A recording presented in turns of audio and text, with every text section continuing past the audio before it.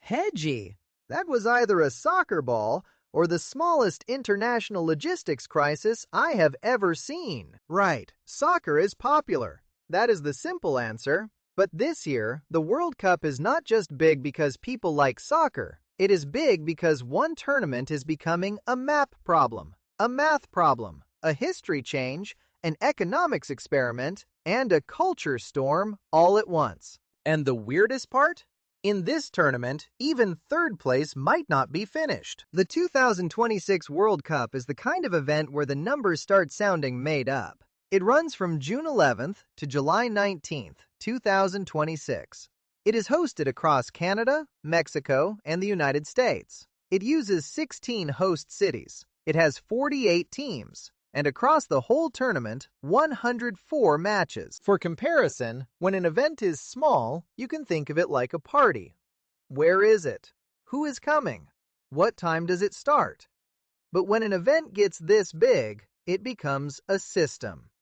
You are not just asking who plays who, you are asking how do people, teams, cameras, tickets, buses, food, security, and attention move across a continent without everything falling over. Exactly. The tournament is the headline, but the hidden lesson is scale. And once scale changes the problem, our first subject is not sports. It is geography. Geography is not just memorizing places on a map. Geography asks how places connect. A host city is not just a dot. It is a node in a network. A node is a place where movement gathers. Fans, players, coaches, media crews, airport workers, police, hotel staff, food deliveries, broadcast equipment, volunteers, and a lot of people asking where the bathroom is. Because this tournament stretches across Canada, Mexico, and the United States, the map has to handle borders, distance, travel routes, time zones, weather differences, and city capacity. A match in one city is connected to hotels in another city, flights from another country, and viewers watching from everywhere. That is the first big idea. Big events are networks. Tug one part, and another part moves. And the map is only the first layer, because after you figure out where everyone goes, you have to figure out how the tournament itself works. The World Cup has changed before. Hosts change, teams change, the sport changes. But 2026 has one very visible change. The tournament expands to 48 teams. More teams can mean more countries get a chance to appear on the biggest stage. For smaller or less expected teams, just qualifying can become a national memory. That is the emotional upside. More doors open, more underdog stories become possible. More people get to see their country, region, or community as part of the global conversation. But here is the catch.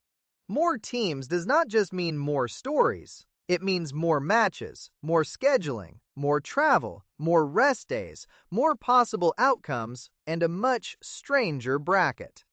This is where history hands the problem to math. Here is the part that sounds simple until you try to build it. The 48 teams are divided into 12 groups of 4. In the group stage, each team plays the other teams in its group. After that, the top 2 teams from each group advance. The 8 best third-place teams also advance, so third place is not automatically the end. That changes the drama. A single goal can affect not just a win or loss, but goal difference, ranking, tiebreakers, and whether a third-place team survives into the round of 32. That is why tournament formats matter. Rules create incentives. Incentives shape behavior, and behavior creates drama. But the bracket only decides who survives on the field. Off the field, another question is waiting. Who benefits when the world shows up? When people hear global event, it is easy to imagine money raining on host cities. Visitors need places to sleep. They buy food. They use transportation. They visit attractions. They fill restaurants. They may buy tickets, snacks, and souvenirs. That part is real. Oxford Economics expects U.S. host cities to see a leisure and hospitality boost around the tournament. But here is the catch. Busy does not automatically mean rich. Cities also manage crowd control, public services, transit pressure, security, cleanup, traffic, fan zones, and planning. And not every business benefits the same way. A hotel near a stadium may have a great month. A small shop far from the action may barely notice. Some visitors may replace normal tourists who would have come anyway. Brookings has discussed the bigger economic question around events like this: stadiums, tourism, costs, benefits, and whether hosting creates lasting value. The careful answer is not always yes or always no. It is, look at who pays, who earns, and how long the effect lasts. So the money story is complicated. But money still does not explain the biggest mystery. Why do people who barely watch soccer suddenly know match times, group standings, and where a country is on a map? The World Cup turns countries into stories. People follow underdogs, family histories, places their grandparents came from, countries they have visited, countries they have only seen on a map. A team becomes a symbol, and suddenly a match is not only about the score. That is culture. Culture is what people do together and what those actions mean to them. A chant is not just a sound. A jersey is not just fabric. A watch party is not just a screen in a room. Careful, you are becoming a sociology textbook. And this is why the tournament can pull in people who are not daily soccer fans. For a few weeks, the event becomes a shared map of attention. People ask who is playing, where that country is, what the story is, who is expected to win, and who might surprise everyone.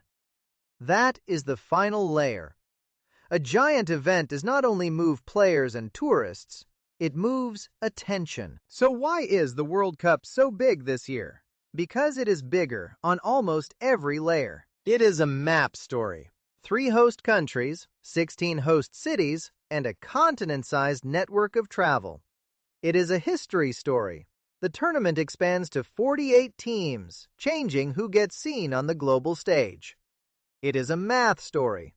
12 groups, a round of 32, and a format where even third place can still matter. It is a money story. Visitor spending, city costs, short-term boosts, and uneven benefits. And it is a culture story. Identity, rituals, underdogs, and millions of people paying attention to the same thing at the same time. The sport is the visible part. The systems underneath are what make it huge. And once you see how one event can move people, money, and attention around the world, you start noticing that other events do it too. That is Hummingrove Atlas. Next time, we can map another question hiding in plain sight. Hedgy. Maybe not with the soccer ball this time. Thank you. The Geography Department appreciates it.